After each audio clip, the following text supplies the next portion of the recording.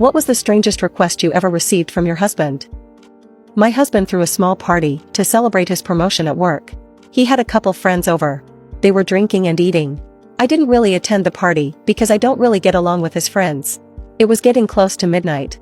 He comes in super drunk and wanted to get down and dirty with me. I honestly love it when he's buzzed and we do the deed.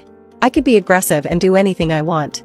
Anyways, about 10 minutes into the session, he looks at me and asked, "Can my friend come in and watch us?" I was shocked at the request because I thought they all left. Normally, I would say no, but I was a bit intrigued. I said, yes. He left and went downstairs to grab him. His friend came in with a chair and saw me bare on the bed. My husband and I continued on. I guess his friend being there excited him a bit much. He finished a little quicker than normal. Since I wasn't satisfied yet, I looked at his friend and said, "Your turn." He came over and we went at it.